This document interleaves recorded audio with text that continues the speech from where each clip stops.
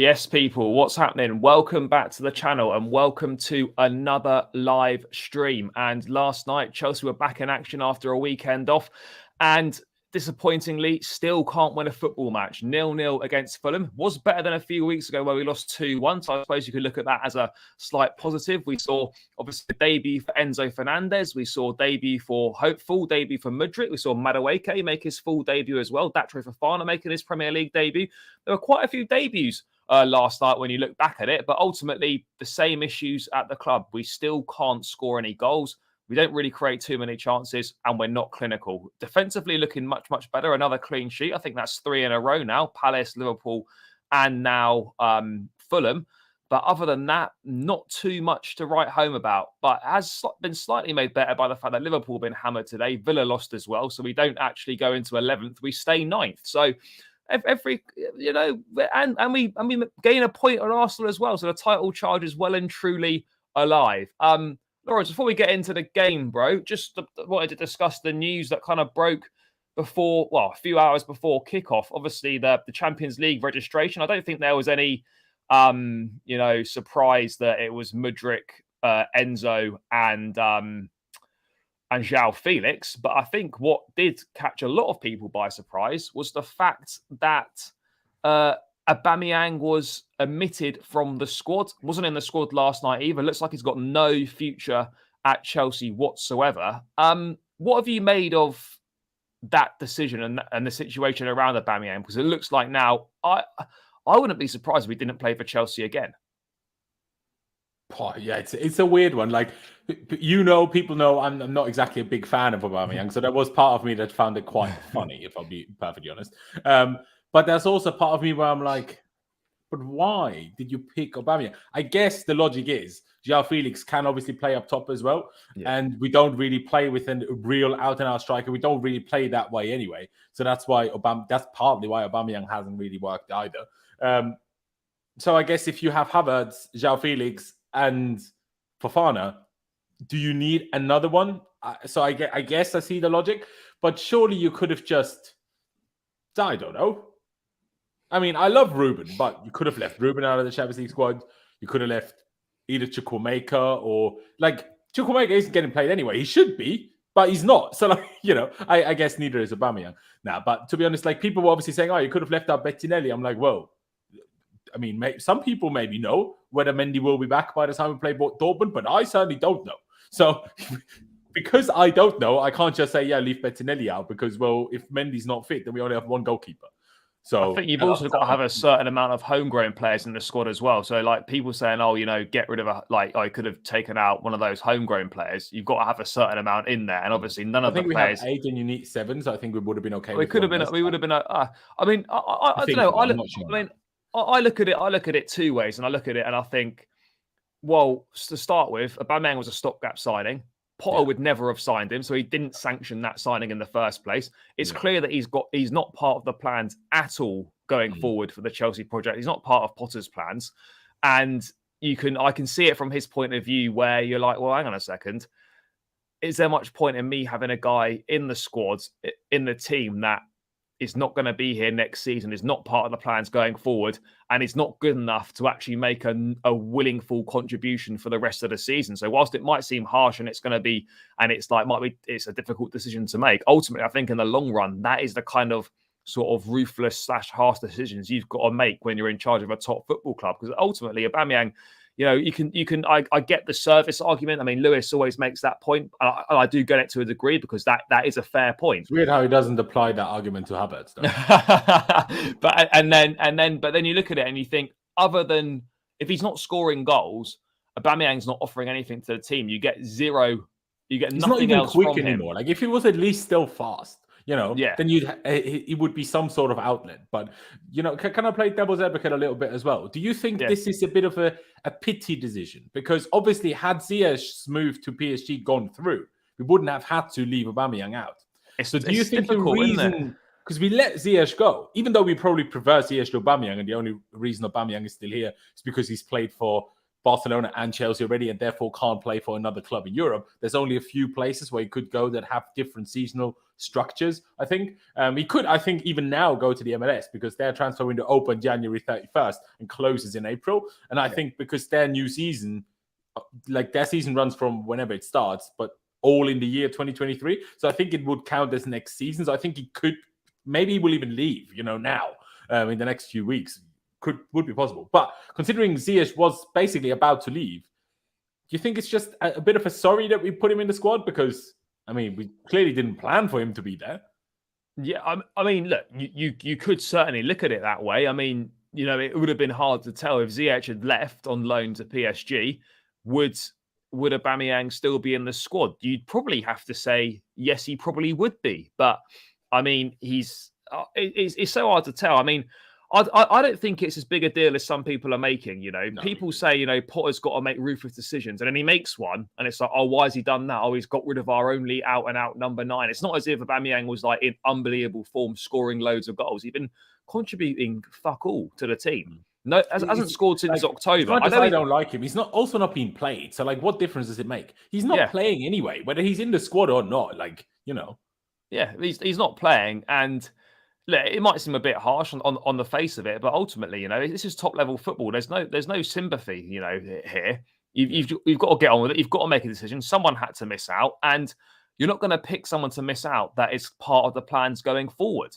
And Aubameyang's not part of those plans. So to me, it doesn't make much difference, and he's not of a good enough quality where he's actually going to enhance our Champions League chances. So it is what it is, ultimately. Do you think he's played his last game for the club? It is still slightly weird because when you think back to Milan, he started away at Milan. Yeah, and he scored as well. That was his run of 3 and 3. It was a good goal as well, actually. Because he started it by dropping deep and then he laid it off. Weird how times change, right? Because you can't even say, that was under Tuchel. No, that was Potter already. So it's kind of weird. It is weird. Do you think he's played his last game for Chelsea? There's always a chance that he comes on in some sort of capacity, but I think he won't start again. If we were still in a cup, maybe, but because we've only got Prem and Champions League left, I think he won't start at least anymore. No, I wouldn't have thought so either. Do you think it's a risk going into the knockout stages of the Champions League with no proper number 9? I don't really think it is. Last time we won the Champions League, I know it's different, but we didn't play over 9. So we had Giroud and Tammy available. Yeah, but they were sparingly used though, really. In terms of, obviously Giroud was used more than Tammy was, but I don't know. Do you think it's a problem that there's no recognised 9 in the Champions League squad? No, because I don't think Havertz is that far away from a normal. Yes, we don't deploy him that way, but because he's tall enough, you can also, if you want to, if it's we lack a real playing with a real striker. Now, he might not be as good at finishing. That's a whole different debate. Fair enough. But I'm just saying in terms of stylistically, you can just use him like a proper striker. So nothing really changes in my eyes. Yeah, no, I think it's a fair point. Obviously, Fofana was never going to make the Champions League squad, and I think we've got enough quality in the attackers there. That is true, actually. I forgot about that. Fofana isn't in the Champions League squad. No. So then, now that I clock that, which I should have clocked before, then I do think it's a bit weird because that means we have Havertz and João Felix, and that's it.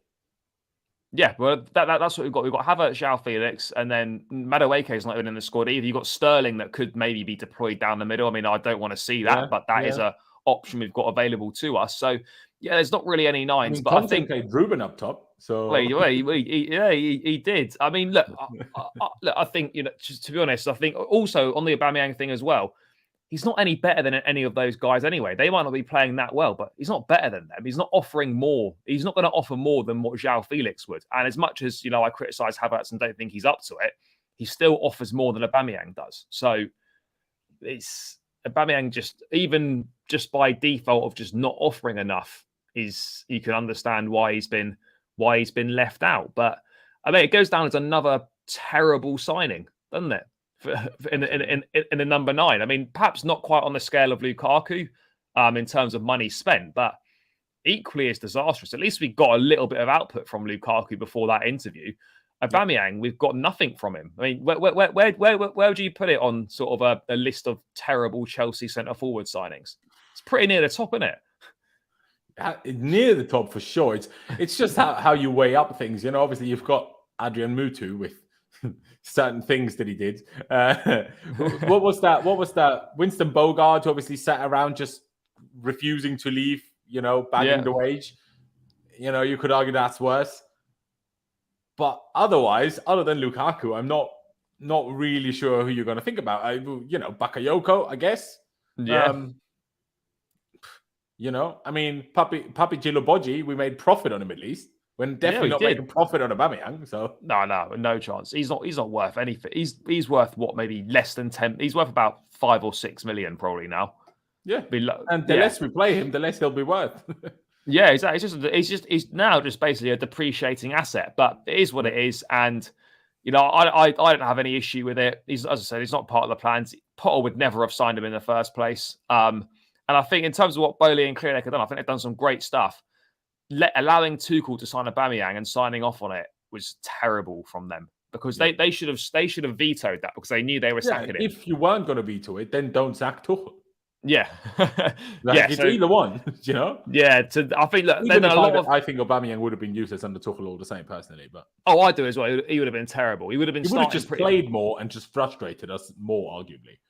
Yeah, so that's kind of the situation we're in. But yeah, I think the Champions League squad, that is what it is, and I think that gives the players that have been added give us the best chance of progressing in that tournament. Do you think Badia Shields can feel a little bit hard done by? I know he was probably never going to make the Champions League squad, but I guess we're gambling on Fofana being able to stay fit and find some form, because Badia Shields done really well.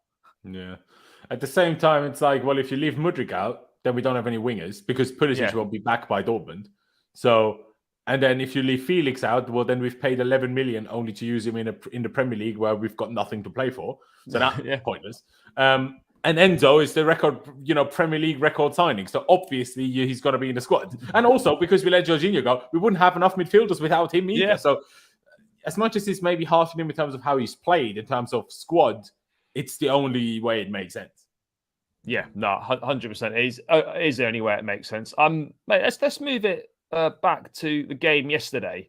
Obviously, goalless draw. Defensively, we're looking better. We're not letting goals in. 3 clean sheets in a row is something to be positive about, something to build on. But ultimately, kind of just the same problems. And yes, new players have come through the door, but it's going to take time. Yes, we've had a bit more time on the training pitch the last couple of weeks, because we haven't played last weekend because of the FA Cup. But it's going to take more than that to get these players to gel together. I mean, what did you make of the performance? Because I felt defensively good, but ultimately, going forward, we created a few chances. Havertz wasteful as usual, but how did you see it? I mean, we didn't lose, which is a plus, but other than that, there weren't so many other positives. Yeah, it's a tough one to me. I mean, I can only go back to it. I don't understand why Jorginho left. We would have won yesterday. Simply not because Jorginho is so amazing, but it would have allowed Enzo to play high. Yeah. And that would have helped our creativity issue, because the way it was yesterday, it's a 4-3-3 if you look at it. But then if you want to simplify that a little, it's a 4-1-4-1. And all 4 in that line, Mudryk had a cold and was basically non-existent. No one passed in the ball anyway. Mate, he barely touched it. Exactly. Ziyech played one wonder ball and otherwise was very average, with a few really bad moments in there as well. And Gallagher and Mount, what can I say? Well, do you know what I was thinking? Yeah, I mean, obviously it might different on the TV probably, but watching it from behind the goal, Mount was taking up so much of the space that Mudryk would be looking to get into, and also not passing it to him either. So, look, Mount's been great for Chelsea over the last couple of years. He's seriously out of form. He shouldn't be playing, but it's just little things like that where Mudryk likes that space, and Mount's just running into it. Do you think that's a Mount mistake, though? Do you think Potter tells him to be there? Or could it be a Mudryk mistake, that it's the point that Mount is there, but then Mudryk is supposed to run round him and then get the option? But because Mudryk had a cold, he didn't make those runs. Maybe Mudryk was... I don't know. I'm not even trying to excuse Mason, look, to be fair, seems like a weird... afterwards, Mudryk was terrible, was not good yesterday. Thankfully, obviously, Potter came out and said what he said, because I looked at him and I just thought, it didn't look anything like the guy that come on against Liverpool. You could tell that there was something wrong. The first 10 minutes he did, and after that he didn't. Yeah, There was one sprint, when Mount tried to play him through and the pass was intercepted. When he started that sprint, I was like, you are the fastest player I've ever seen ever. Like, probably Mbappe is still a tad faster, maybe, but and I haven't seen next to each other. Quick. But Mbappe just runs. I don't know. Mbappe just runs like an alien. Mudryk just looks like a fast human. Do you know what I mean? And he's so fast, man. Like, he is quick. But do you know what the annoying thing is, though? Like, we actually even though we didn't create that many chances, we created enough opportunities to win the game. Oh, yeah. And if we had someone competent in front of goal, like, for example, that Havertz lob, right, when he goes for the lob, I actually think, having watched it back, I actually think he could have gone to place it in the corner rather than trying to lob it. I actually think, I mean, there's no way of quantifying this, but I think João Felix scores that. And that's just because I think he's just more talented and he's got better finishing ability. I think Felix probably scores that. Confidence, Kai's just confidence as well for the last year straight. So, like, I mean, perhaps it's a bit unfair, perhaps maybe overly so, but ultimately, like, oh no, even justifiably so, but still, the confidence is. I mean, good. Of course, but I just look at Havertz and I just don't trust him in front of goal. Do you feel any confident? Like, Havertz has got a goal scoring opportunity, I know he's going to miss. Like, and that's the problem. It's a weird one, really, because weirdly, when I see him go get it with his head, I'm like, it's probably in. I don't know why, but I feel like with his head, I trust him quite a lot. Not that he scores all of them, but I feel like he has a higher tendency to score with his head than he does with his foot sometimes. But, like, yes, Havertz doesn't score enough, but I feel like a lot of the chances he misses are difficult chances. Now, yesterday is not one of those, but there's other times where I'm like the Mount cross, and people are obviously criticizing him. He's on the stretch there. It's tough, that.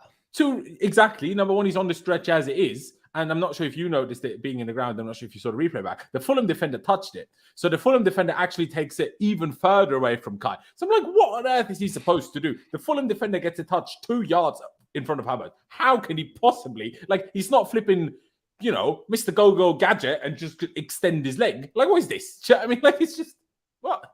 Yeah, look, to be fair, that one wasn't too bad. Like, no, but I've seen if you go on Twitter, there's still screenshots of him missing a chance. Of course there is. Of course there is. Yeah, I mean, I do agree with what this being said here. Like, there's a few, and he does it quite often.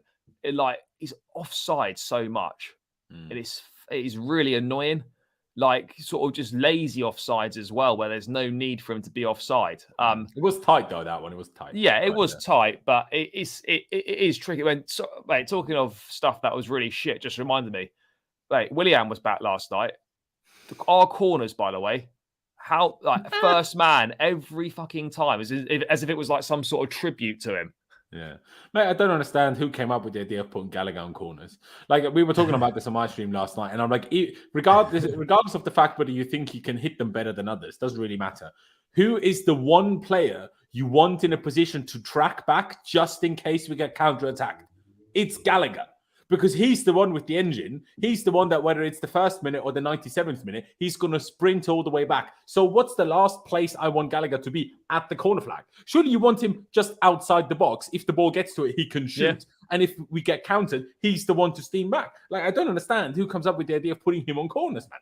Like, what? It's insane stuff to me. It was weird, but I mean, to be honest, mate, first half, like, it was a Fulham. In fairness to them, they're a good side this season. Yeah, and people don't give them that credit either. And they don't. They act as if Fulham are in the relegation zone when they talk about how we played yesterday. I think they're 7th or 8th, aren't they? They're decent. They are 8th in front of us, 2 points ahead of us, but we have a game in hand. But still, I mean, if you look at their results, man, like, obviously they beat us not long ago. I know they just about lost to Spurs, but that was very unfortunate for them. They beat, like, Palace 3-0, narrowly lost to United and City. I mean, like, they're a decent much team. Better form than we are. And they're not bad. They're hard to break down as well. I noticed that, like, they were really quick to get players round the ball when we were in possession. Like, players had no time on the ball. As soon as someone picked the ball up, there was like, bang, 2 Fulham players on them straight away. They played well last night. Look, I've seen people criticise Potter for giving too much credit to the opposition at times, and I can understand that to a certain extent. But for me, there's nothing wrong with saying that actually Fulham were good last night. Yes, we should be beating them, but they defended really well, and they're tough to break down. Issa Diop, by the way, is massive. I didn't realise how tall he was. Is he? Fair. Yeah, the centre half they signed from West Ham. I know he is, but I thought he was. Well, I mean, I don't think I'd watched him live before. He was massive. Didn't he used to play for West Ham? I'm imagining. Yeah, he did play for West Ham. Yeah. But they defended well. There's a lot of height in the team, and I thought João Paulinho was decent in the midfield as well. So look, you've got to give him some credit. You know, it's not all because we were shit. Yeah, a large part of it was, but Fulham were pretty decent as well. But let's move on to what everyone was excited for. Debut of Enzo Fernandez. He was obviously going to play. He was chucked straight in. I mean, yes, he can play as a 6, but ideally it's not really where he wants to be deployed, but obviously must. Especially as a lone 6. Yeah, must at the moment. I actually thought it was really good.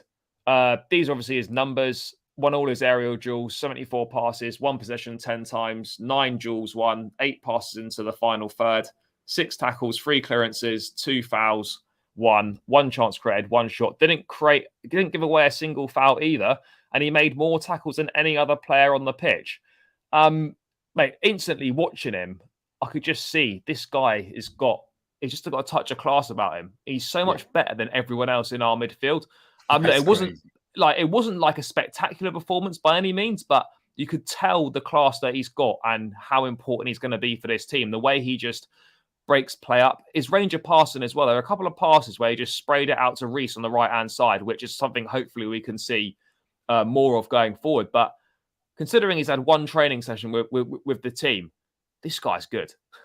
Mate, he's so good. It's crazy. I mean, the only real shame is that we were idiots and let the one player that could play where Enzo had to play yesterday, we sold him. The one player that could have played there. And now we forced Enzo to be a 6 with Mount and Gallagher in front of him. Also proving that improving simply on Jorginho doesn't change anything. Because Enzo is clearly way better than Jorginho. But did it make our attacking any better? Is it still the DM's fault that we can't score? Clearly not. You know? No. Is that your proof now? Thank you. Do you know what I mean? Obviously, defensively, big difference. Because especially I'm not sure if you noticed that or if you felt the same in the ground, but I felt the first 10 minutes, he didn't really get on the ball. No, he didn't touch it much. Yeah, no, exactly. We also didn't give him the ball much. I think it's probably them getting to know him getting to know the other players, and maybe also the other players okay, let him settle in. Let's not give him the ball too much under pressure and stuff. And then the first kind of moment he had in the game where everyone took a little bit of notice was when he had this back-to-back tackles on Mitrovic. Won the ball every time. Mitrovic floored. And literally, Enzo has the ball and keeps playing. And I'm like, you're just tackling Mitrovic like that. He was even marking Mitrovic on corners. What? Yeah, it's mental. And I'm a huge fan. And if that shot had gone in late on, I think we would have needed the new roof at the bridge, man. Honestly, roof would have flown off. My days! I thought it was going in. Yeah, mate, he did really well. He did well, all things considered. 1 training session. I mean, look, I think it was a shame that we had Mount and Gallagher either side of him. That's not helpful. I don't know. Maybe before we get on to Mount and Gallagher, I don't want to see Mount and Gallagher play together as number 8s again. It just doesn't work. They're not good enough at the moment. Well, Mount's proven he's good enough, but he's not good enough right now. Gallagher's not really doing the business. And for me, I don't want to see Enzo have those 2 play in front of him. I'd rather we take a chance and we play Trevor Chalobah in holding midfield until Zakaria's back to enable Enzo to play further up the pitch. Just get us playing Enzo further up the pitch and don't have a Mount and Gallagher in number 8s ahead of him, because it was just useless. Enzo can only be as good as what's around him, and he was good, but it's not helpful having 2 useless number 8s ahead of him. So, yeah. I mean, I don't want to see Mount and Gallagher play as 8s again in front of Enzo. But I mean, mate, would you be keen to see Trevor Chalobah deployed there, so it means that Enzo doesn't have to play as a 6? I mean, in a way, yes. It's rather that than forcing Enzo in there, but I mean, Chalobah has played that for us twice. Yeah. He got injured both times. Yeah, that's true. Both times we tried that, he got injured within less than 1 half of football. Obviously, Thiago Silva is a centre-back, but Thiago Silva's passing is so far, even Badia Ashil's passing is so far superior to Chalobah. So I know Chalobah has played as a DM in France, but I feel like pretty much every other centre-back we have is actually more suited to being a DM than Chalobah is. So it's a weird one because I know Chalobah's played it, but I feel like strengths-wise, I feel like he's suited the least from all of them. So, I don't know, man. I'd probably rather Reece James midfield and play Aspie right back, if I'm honest.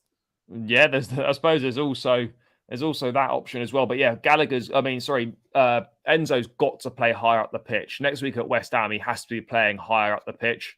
Yeah. It's as simple as that. Look, he was good. He can definitely play a 6, but he's wasted there. I mean, if you have good players in front of him, it's fine to play him as a 6. If you have equally as good players in front of him, then it's no problem.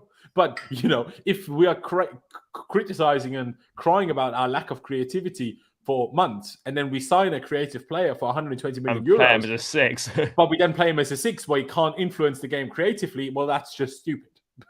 Honestly. Yeah. Pick up Parmesh, by the way. I agree, mate. When Zakaria comes back from injury, I know Potter's not used him as a 6, but do you think our best midfield could be Zakaria 6 with Cover and Enzo playing as 8s? That's probably going to be our best setup for the next few weeks.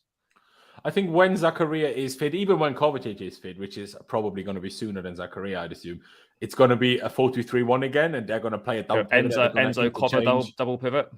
Yeah. Because that's what he's played at Benfica, and a double pivot, isn't it? So sometimes the one will go, sometimes the other will go. And he plays double pivot with McAllister for Argentina. Does he? Did he not play midfield 3? No, I don't think they do. I think it was a pivot of McAllister and Enzo. I could be wrong. But Rodrigo de Paul played as well. Oh, yeah. But he was playing, didn't he? He played a bit further. Well, yeah, I suppose he played a bit further forward, maybe. I don't know. I think in the first couple of games that Enzo played in the World Cup, he played as the left 8. Yeah. And then later he played as the 6. So he's played both, but he's better further forward. That's I think is clear. I think it's just he's better wherever he can influence the game the most. And if you're the most defensive midfielder, you're not going to be super involved in the attacking, right? So, and because he's so good, you want him involved in everything. And that's why don't put shackles on him, basically, by making him the lone 6. That's all I'm thinking. But again, if you had flipping, I don't know, prime Luka Modric and Kevin De Bruyne in front of him, well, then, yeah, sure, play Enzo as a 6 is fine. But we have in front of him Mount, out of form, and Gallagher. So, it's not ideal. I mean, this is a fair point. I know Pice loves Cover, and Cover's been good, has been good for Chelsea, but I'd actually sell Cover. He's out of contract at the end of next season. No indications that he's willing to stay. And I actually think we might need to move on from him. I know that might be unpopular, and I know he's still one of our better players right now in the midfield, but I do agree with AMS Hub here, if I've correctly pronounced that. Probably haven't. I actually think Enzo and Zakaria would be a better pivot than Enzo and Cover. I mean, what are your thoughts on that? I mean, hopefully Pice isn't watching because he'll be hating that, but I actually think that's better. Yeah, I'd probably, on balance, I would agree. Then again, I'd have to see it. Do you know what I mean? Yeah, you'd have to see it first. But in theory, we also had, even though you wouldn't think it works, Kovacic and Jorginho, we had times where them two were absolutely tearing any other midfielder apart. Yeah, it was good. Yeah, which you would never assume they would because of how, neither of them is particularly physical. And Kovacic doesn't really track back in terms of helping a teammate enough, which is the thing that Jorginho needs the most. So, because I could also imagine that because I think footballing mind-wise, I think they could get on really well, them two. So I think in terms of building a connection, it could work really well. But in terms of being more balanced, maybe not. But then all of that depends on, can Zakaria be disciplined? If Zakaria is even next to Enzo going to constantly push, then it doesn't really make anything better.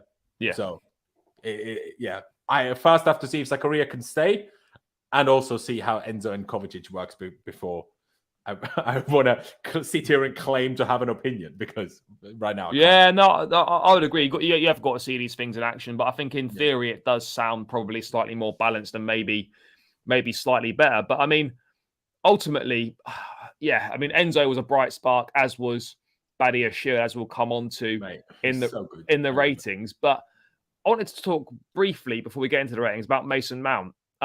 Obviously, everyone knows that he shouldn't be starting. He keeps starting, admittedly, probably circumstantially at the moment due to players available. Yes, you could say Chukwuemeka should have started instead of him yesterday.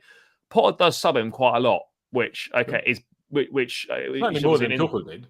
Yeah, certainly more than Tuchel did. But what's going on with Mace at the moment? Because we've seen what he can do for Chelsea, but this season, bar 1 or 2 games, it's been utterly terrible.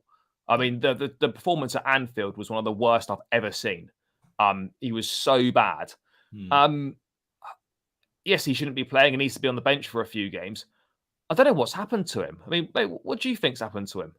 Because he just doesn't look like anything like the player he was the last couple of seasons.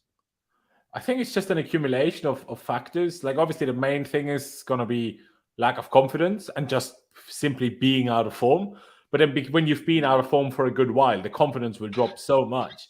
And then you can even see when you watch him play how much he tries to overcompensate for his lack of form. Like, you see when he had that switch ball intercepted. I'm not sure if you paid attention to that in the game, but I looked at him after he got intercepted. He was running around head in hands. Yeah. Literally ran the half the pitch like that. That's how annoyed he was with himself for missing that pass. And I'm like, if you're that out of form, you shouldn't even try that pass. At the same time, if you're starting, you should, because that was the pass he should. Like, it was the right pass to play. He just didn't execute it perfectly. It just needs to be on the bench. But how did we get to this? I don't know. And I'll say something out of my, a lot of Tuchel people might not like. But I think what you're seeing now is a player that used to be an 8 and then played as a forward for 2 years. And now that has to play deeper again. And yes, that is more his natural position, but he hasn't played it for 2 years, basically.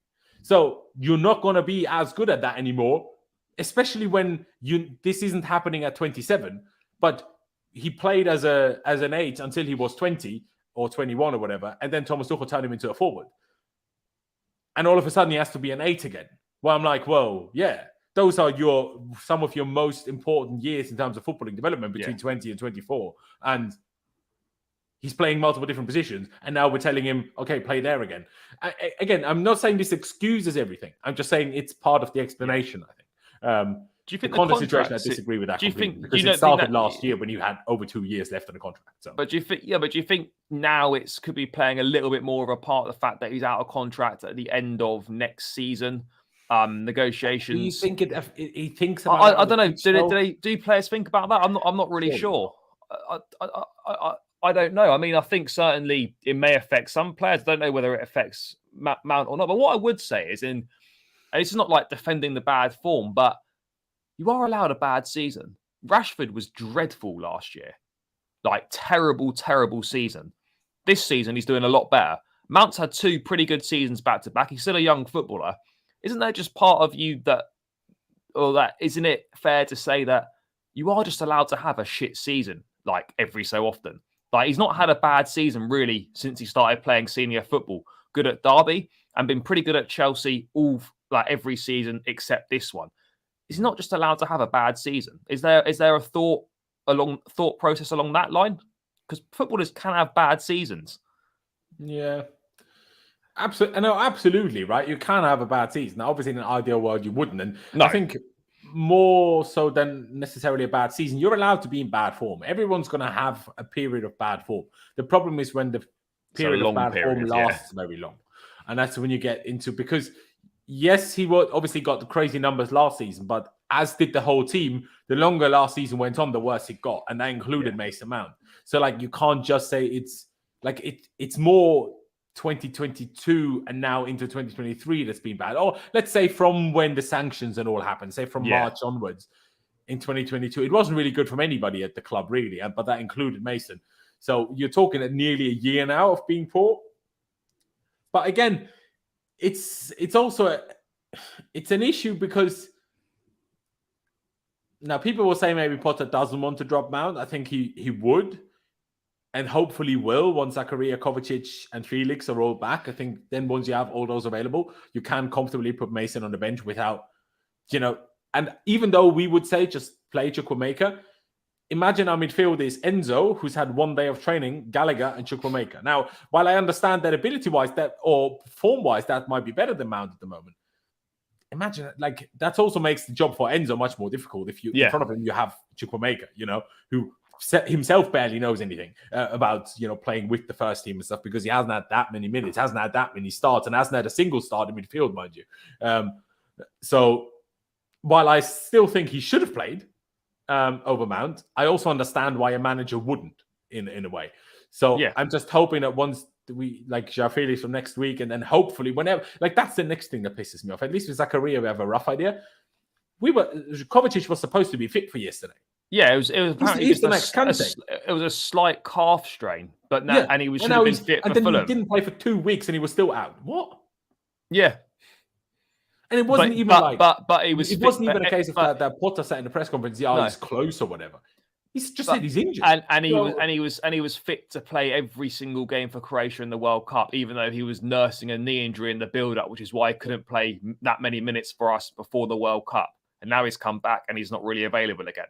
Yeah. I don't know, but yeah, that is a bit of an odd one. That what do you make of the kind of I mean, how under pressure do you think Potter is in terms of needing to get results? That this 3-game run, Fulham, Palace, and Liverpool, we've picked up 5 points from 9. Do you think that's good? Do you think that's acceptable? I mean, I don't think it's terrible. Yes, we could have realistically probably should have won both home games, and the point at Liverpool is fine, regardless of how bad Liverpool are. A point at Anfield is always pretty decent.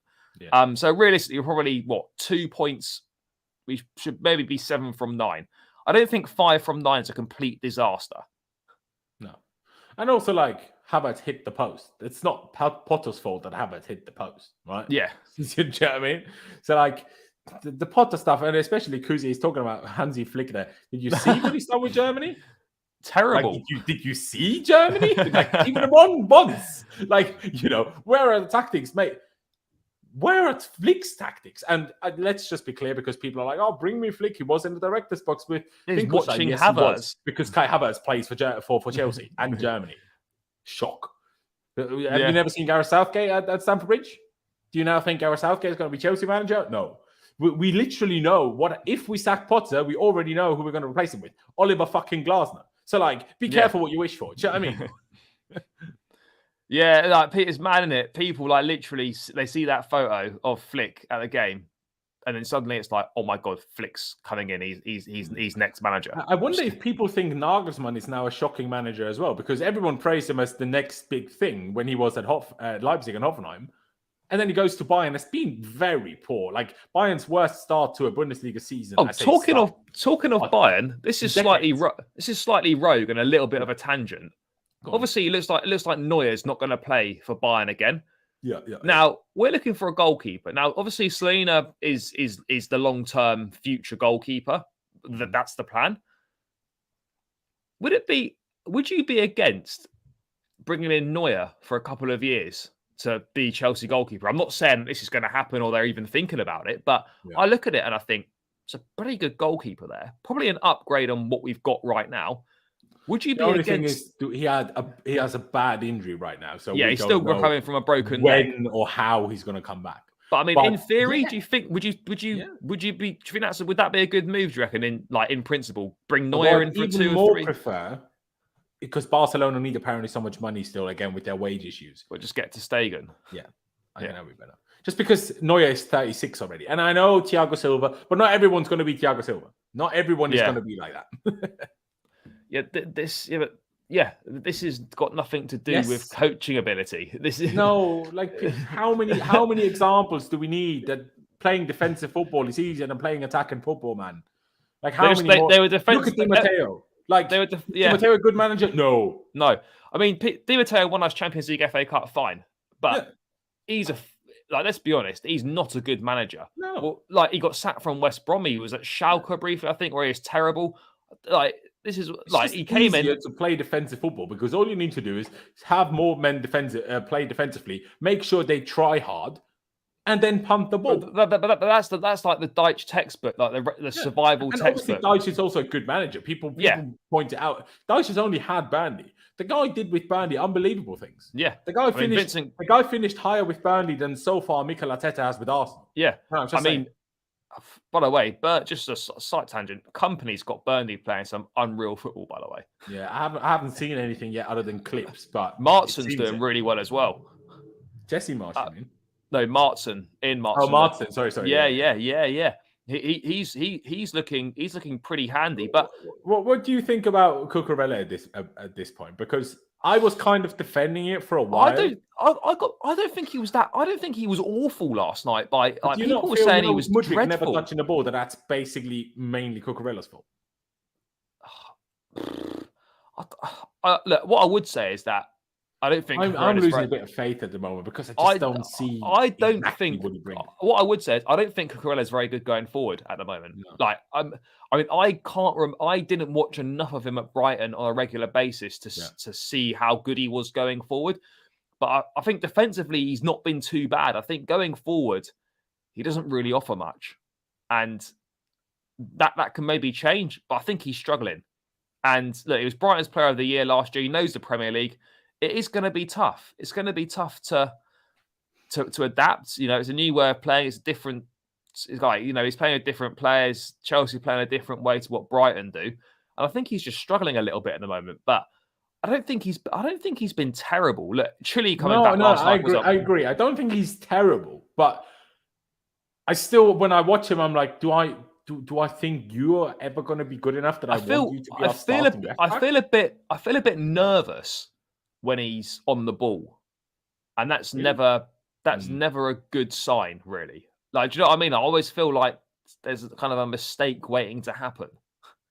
It's weird, because isn't it weird how people look at it? Because to me, the only thing I'm like, the one thing I'm like, okay, you're actually good at this, is he never loses the ball. Like, yeah, he will play a silly pass every now and again, sure. But in the grand scheme of things, comparing it to Alonso, even comparing it to Chilwell, Cucurella doesn't lose the ball. You never see him get tackled and lose it. He always gets the pass off before, and a large majority of them find a teammate.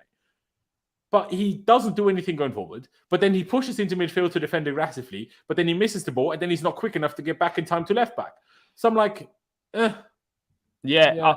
Look, I think for me, Chilwell has to start West Ham next week. I think that's he can't yet, bro. He can't start. Well, I mean, I don't know where Lewis Hall was last night either. Must be injured Same or something. For Ruben, he was supposedly fit. He wasn't in the squad. Yeah, I'm not really sure, but I mean, I don't know. Yeah, look, he's not been awful, but I understand that there are concerns, and it probably should have been. We should have seen more from him than what we've currently seen. But yeah, going forward, particularly, especially as he's the one that knows Potter.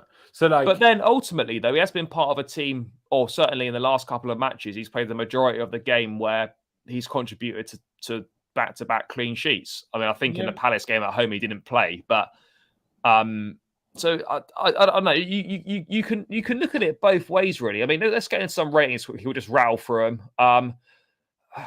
But yeah, I mean, yeah, 3 clean sheets on the spin.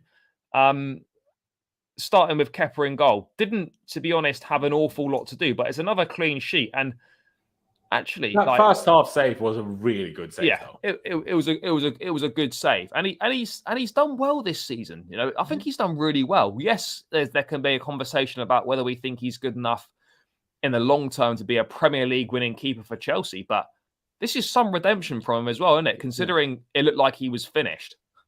No, absolutely. And yeah, maybe he's not quite good enough to be a Premier League winning goalkeeper. At the same time, who in this team is good enough to be Premier League winning anything? But yeah, there's not many. Yeah, you look at that. There's not many. I really don't think we should, try to look for issues. Kepa is the problem. Really. No, I know he messed up against City and against Fulham. I think we're all aware. He's more aware than any of us are. But he's made up for it. Yeah, but I think a 7.5 is pretty fair for him. I don't know. Do you say too high? We gave him a 7 yesterday, but 7.5. I'm fine with both. Yeah, 7.5 works well. Let's go straight to Reece James at right back. Obviously, massive relief that he came through unscathed, no injuries. And I'm pleased that we seem to have learned our lesson where we didn't just leave him on for 90 minutes because we were desperately trying to win a game. It was obviously pre-agreed before, and he'd play about. How long did he play? An hour? Yeah, it's about an hour he played. He came off 59th minute, yeah. But to be fair, I'm pretty sure that was the same plan against Bournemouth. The problem is he got injured after 53. Yeah. So obviously, the plan worked well, 60 minutes. I felt he played well. You can just see how much he brings to this team. And when he's not here, we miss him so much. And look, it wasn't like amazing yesterday, but You know, the fact he offers a lot going forward, decent balls into the box, good defensively. I felt this was pretty solid from him. It wasn't like spectacular, but it's just glad that he came through that. That was my big worry that he. Did you at all think that he didn't look like, especially? I don't even know if I can say only early. He didn't look like he was going full pelt, and by that I'm not trying to say he's not 100% fit, but that he was easing himself in. I think that's a fair thing to say. I think there's probably a thought in the back of his mind where he's had so many injuries recently, particularly getting injured, having just come back. Yeah. There's no way. Totally understandable. There's no way that he's not thinking about that in some sense. Like it's only natural. Even if you've got the best mindset, you don't think about those things. You're always going to be slightly concerned that, oh shit, what if this kind of happens again? But I thought it was fairly decent last night. I'll probably give him a 6. I think a 6 is fair. I think a 6 is fair. And obviously, Dave came on and did a reasonably good job for that last half hour. In fairness to him, Silva. Oh, mate, every time we talk about Thiago Silva, I don't know what to say about him, because it's just like every time you think, oh, he's getting on a bit now, surely the performance levels are going to dip. This guy's had about 3 bad games since he's come to Chelsea, and two of them were against West Brom. Yeah. Someone said, when's Thiago Silva going to have a bad game? I'm like, well, when we next play West Brom. But... that's it, mate. If West Brom come up and he plays against, maybe we don't play Thiago Silva against West Brom if they get promoted. But I would have given him an 8 yesterday. This guy's he's a joke. It's a joke how good he is. It's crazy. And do you know what I love about him as well? He just loves the club. He loves the club. His family love the club. His wife's always is well up for it. Mate, I love it so much when she has a go at Chelsea fans for not thinking it's my favorite. I'm like, yes, fucking tell him. And then he goes and he watches the women's games as well. Like, mate, he just gets it. And it's a real shame. I guess there's a slight regret that we didn't get him earlier in his career. I would have loved to have seen him and JT. Imagine. Mate, we would have had the best defense ever. We would have rivaled AC Milan, genuinely. Yeah, we would have. Yeah, we probably could have done. But outstanding again. And that new contract extension, I think, it's all agreed. I don't think it's been signed, but he's definitely gonna. I mean, he himself said he wants to stay, and the club want him to stay. So it's just a case of sorting it out. But from one end of the spectrum, age-wise, to the other end, I mean, he's 18 years older than him. I mean, in theory, he could be his dad. Crazy. He could be his dad. Could be. Genuinely. He could. I mean, it might be slightly on the young side, but he could be for his how dad. they're playing, he might be. Yeah, it might be. Maybe it might be. I don't know what Miss Badiashile has been up to, but mate, to be fair, I can't rule it out. You know, he is old enough to be his dad, but I mean, it's fair play. I mean, by the way, Badiashile, people are sleeping on this transfer. 35 million euros. He's come into the team. No, he's been a revelation. He's been outrageous. Yeah. I mean, Josko who? Yeah, exactly. I almost want to give him a standing ovation on stream. I'm so impressed. Like I'm sure you were on one of the streams where I was like, "Why do we need Badiashile? We have use just the You know, I'm eating my words left, right, and center every time he plays. Like I'm so impressed. I'm a huge fan. Like I'm such a fan of him. He's calm. The passing is good. He wins his headers. You know, when he makes a small mistake, he makes up for it every time. He's quick. Did you see him run yesterday when they were hitting on the counter and he just got the everything. I'm like, excuse me. He's got everything. I don't think it's outrageous. I might give him a 9. I thought it was superb. Yeah, to be honest, fair. We gave them both an 8 yesterday, but I backed the 9. Go on then. Let's back the 9. Cucurella, we touched on him briefly. I thought defensively okay. We're probably looking at a 5.5 or a 6. We gave him a 4, you know. Give him a 4. Yeah. Think he was that bad? Just not necessarily bad in terms of he did things wrong. It's more like for the amount of things that he didn't do that he should have done. That's kind of where the down rating comes from, if that makes sense. Because how can he have 85 touches and Mudryk have 19? Come on. Like, I know obviously Cucurella over the 90 or 80, whatever, until Chilwell came on. Yeah. And Mudryk only for a half. But how, like, Cucurella had the ball so much, and not once did he pass it to Flippin' Mudryk, man. We have the fastest player in the Premier League, and you don't even look to play a through ball. Like, maybe it's down to the manager, but even if that's the manager, you have to tell your manager he's an idiot and play a through ball. Look, he definitely fastest player in the league, man. Mate, he needs to do more going forward, and I think he just needs to make better decisions when he's got the ball. In terms of, like, I don't mind if you give it away, but you're trying to play like a forward pass. Yeah. But I always feel like he goes for the safe option every time. I think a five is probably fair in this instance. Enzo, we touched on him earlier. Pretty good debut. I think he's only going to get better once he gets better players around him. I'm excited to see what he can do in this team. I think an 8's probably pretty fair. 7.5 or 8. We gave him a 7.5. Yeah. It's like he was really good first half, then tailed off a tad second half, but then came back on for the last 15-20. And that arguably made him more impressive for me, because this is your debut in the Premier League. Everyone always says how physical and how difficult it is. You had one training session as well. Exactly. On one training session after, having, I'm sure, a long day on deadline day, that not knowing, am I going? Am I not going? Exactly. Flying over in the morning, like, it's... having, and as people always love to point out about, how is he so expensive when he's only played 6 months in Europe? He's only played 6 months in Europe, and the rest of that was in South America. Well, that shows you that South American football is actually very physical. It is physical. People need, whenever the next Copa America is on, I urge anyone that has the time to try and watch some Copa America. It's some of the most entertaining football you can watch, because these just go crazy. They're just talking of down South American midfield, and no one gives a red card. It's hilarious. Talking of South American midfielders quickly, Andre Santos, 5 goals in 5 games over at the Under-20 Championships of Brazil. Playing as a 6, apparently. Yeah, mate, get this guy's work permit sorted out. Yeah. But I don't even, I'm no expert on these work permits. But I don't know how it works either. I thought that for foreign players, and when I say foreign, I mean outside of Europe, outside EU, yeah. Yeah,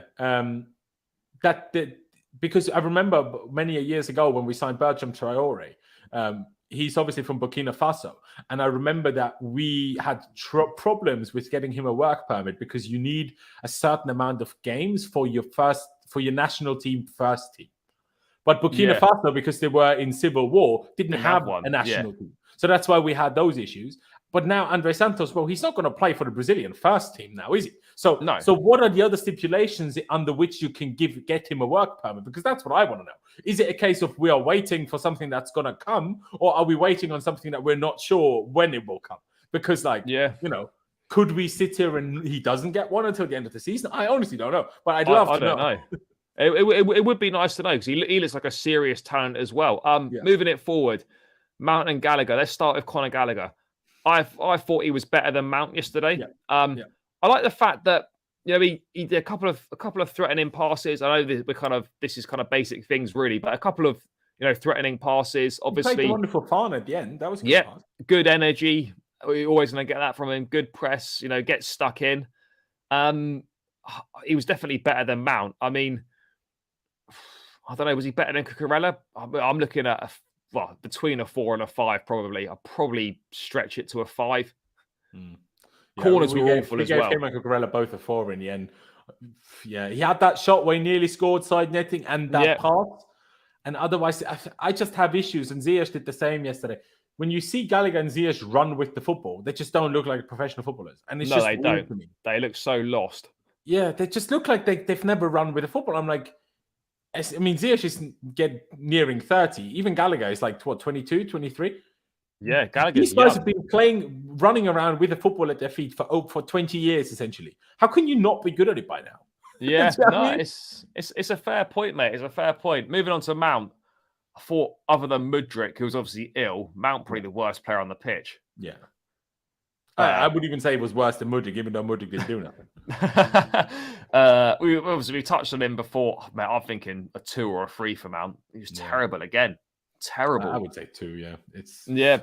I mean, the cross to Havertz was good, and it was just a good interception from the defender to get that touch on it. Otherwise, it's probably a tap-in for Havertz, that unless he obviously bottles it. Lewis would say he would. I would hope that he doesn't. But, the cross was decent there, but everything else he did was really shit. I remember there was one time he took a shot, even though there was such a good gap to play Mudryk through, and he was already like making the run. The gap was so there, and you would have had Mudryk from a tight angle, but still 1-on-1 with the keeper.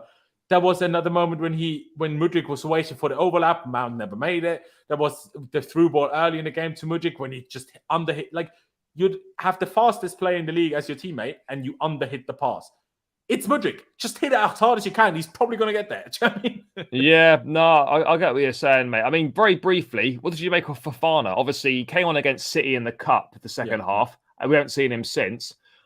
I thought he looked promising. Had a good chance towards the end. Maybe could have done better with it. Yeah. Do you think we'll see more of him? Yeah. I'm just confused because I need to know if he's a real striker or not. Because I don't think he is. Like, no. Because in Norway, as far as like I remember, you're expert. He played more off the left or the right in Norway. Yeah, exactly. So he played in the front too, I think, mostly. But he was then usually the striker that drifted out wide constantly while the other one stayed in the middle. So yes, he played as a striker all the time and he got a good amount of goals too. But he constantly drifted out wide. I don't know why Shano keeps saying Fofana's going out on loan. Where do you think he's going out on loan to? I think I saw something on Twitter. I can't remember how reliable the source was. He possibly might be going to Turkey on loan. But is that what we should be doing? Sending him to the retirement league? Surely not. Well, yeah. Well, that's the thing. Like, I saw a thing saying that like for like a 1.5 years loan, but he didn't want to go on loan for that long. Potentially, he was more maybe thinking 6 months. I don't know how accurate these are, but I don't know if a move to Turkey is the right thing for him. I'm not really sure.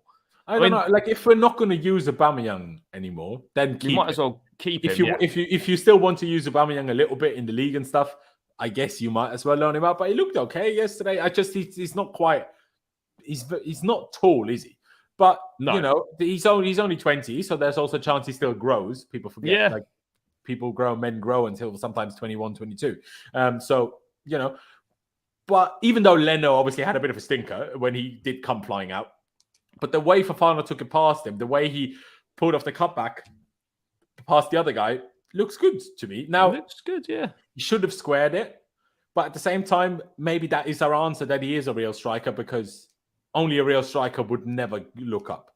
Do you know what I mean? A midfielder, a winger, they would look up. A striker wouldn't look up. So maybe he is a real striker in that sense. Yeah.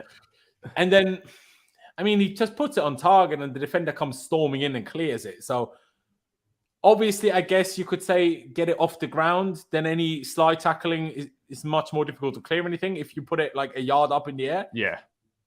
But what can I say? I keep going on about weak foots. It was his weak foot. That's what happened. Yeah. Yeah. I mean, especially move on to Ziyech. I mean, I'll probably say, shot, man. I mean, that shot was terrible. He played a really nice ball, a really great ball for that Havertz chance where he should have done much better. Yeah. Other than that, I thought Ziyech was quite poor. And the fact that Willian was way better than him was a bit concerning. Mate, Willian would still start for us, no joke. And in the Fulham home game as well. Willian's rolled that clock back, mate. He was good last night. The fact that he was playing in Brazil and couldn't get in the starting 11, and now he's doing this in the Premier League. Maybe we are the Farmers League. Look at what Haaland's doing. Look at Willian. You know, we just have all the money. But maybe we out there in Brazil is way more difficult. At least mate, it obviously is. I mean, what did you make of Ziyech last night? I felt, other than the Havertz ball, he was quite poor, really. Let's be honest. I think he probably only started. I reckon it might have been a slight sympathy start from Potter to make, because he felt a bit as a bit of a sorry. And maybe didn't want to throw too many debutants in. Yeah, you know, I mean, I don't know how fit lack of chemistry there. Yeah, I don't know if Sterling was fit to start or not. Probably maybe not. He said he wasn't. So yeah, I mean, but in terms of Ziyech, I don't know. I think maybe a 4. I agree with you. What did we give him yesterday? I think he ended up with maybe 4.5 in total. But yeah, it's 4. The frustrating thing is he had the ball so much, didn't really do much with it. No, he had one good pass, and everything else he did was either average or bad. Yeah. Like in my chat, you've been on my channel. There's a lot of Ziyech fans in my chat. They were having a right go at us for even considering anything below an 8. Yeah, mate, he was not good yesterday. Let's move on to Mudryk. Yeah. Only had a half. Mate, I give him an NA. I can't even lie. Yeah, he didn't do anything. Yeah. We won't bother rating him. He did nothing. Yeah, I knew something was up. I want to talk about Madueke. Yeah, because debut for him, I don't think we were expecting him to play 45 minutes. No. I liked what I saw, not in terms of like, oh, he was amazing, but he's got something about him. He's clearly he's got pace. He's clearly a skillful player. What I like about him is he's direct and he runs at people, and his first instinct is to take people on. Yes, he gave the ball away at times. Yes, a few of those dribbles, etc., didn't come off, but the intent's there. The kid's 20. He's playing his first game in the Premier League against a difficult team, sitting deep, not much space. He came on in what's not his best position as well. I thought it was there were signs of encouragement there, and I thought he was exciting. Yeah, no, I agree. If the kid can stay fit, he'll be pretty good, I reckon. It's just a question of whether he can stay fit. Yeah, I mean, I'll probably give him a 6 or a 7. I thought he was good. Yeah, honestly, he was by far our best attacker. Yeah, I mean, it's a low bar, but yeah, let's go in the middle. I'll give him a 6. Yeah, I think 6.5, 7. I give him, honestly.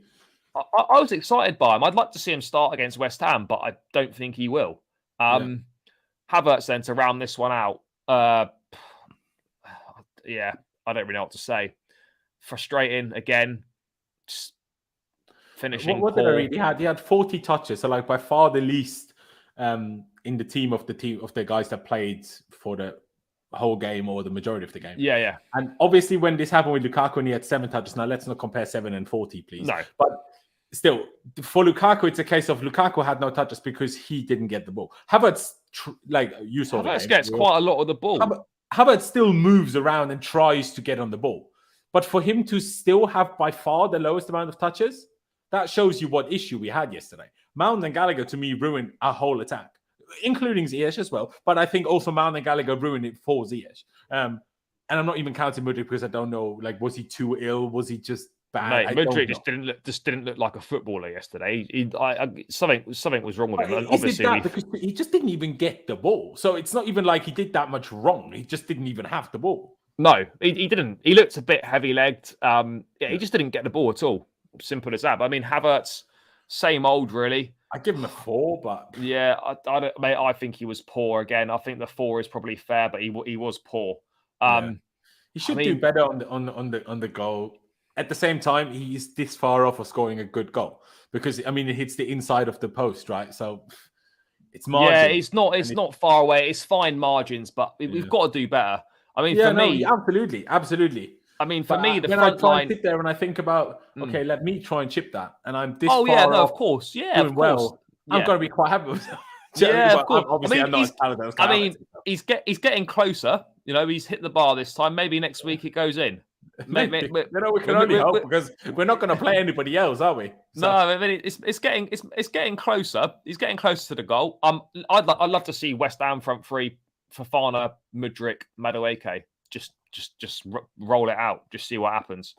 See, I'd like to do a 4-2-3-1. Give Havertz one more with Felix behind him. Oh, I've forgotten about fucking Felix. Yeah. So either you play Felix up top, but I would play Felix behind. You could play Felix as go 4-2-3-1. Enzo and Zakaria, or Enzo and Cover. Felix 10. Madueke, Mudryk, Fofana. I just want to see it. But yeah, that's a conversation for a later day. But I think we've got to start making some bold decisions and just playing people that deserve to play, and Mount and Havertz don't deserve to play. So they're not the only ones, but they keep getting picked and they don't deserve to play. Kind of simple as that. But yeah, look at that. And it just highlights the problems. The further forward we got the pitch, the shitter we are. So there we go. Goes to show that all that money can't quite buy you a goal just yet.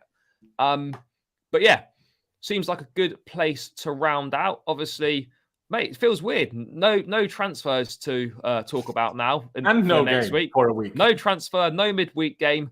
Maybe we'll sign someone for the summer next week. Who knows? But I mean, or sell Aubameyang to some MLS or team. sell Aubameyang to the Turkish league or wherever we can get him. But yeah, it's going to be a bit of a quiet week until West Ham Saturday lunchtime. People expect tier list videos and streams. Yeah, tier list videos. Yeah, yeah. Seems like a good point to round out. Guys, thanks for getting involved in the chat. Didn't actually mention it today. Make sure you smash the likes and you subscribe to the channel as well if you haven't done so already. On the road to 3K subscribers. So please do subscribe if you're new around here and you haven't done so already. And also make sure you check out the matchday vlog from last night as well if you haven't watched that one either. Lawrence, thanks for your time as always, mate. Massively appreciated. Guys, make sure you check out Lawrence's channel. Linked in the description. Actually, it's not linked. You just need to click the app. Takes you straight there. Make sure you subscribe and you help him on his way to 20k. And also follow him on Twitter. Mate, is that 10k on Twitter getting closer? Or are we still around the same away? Well, we actually are getting close. I think it's what. Let me check. 200, less than 200 away now. Less than 200, right. Make sure you subscribe to Lawrence.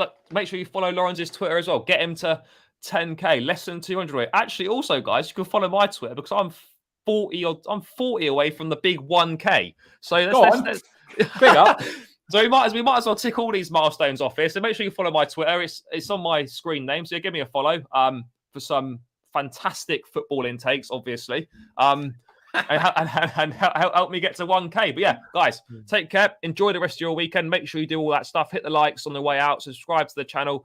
Subscribe to Lawrence as well. And I'll catch you again in a few days up the Chelsea.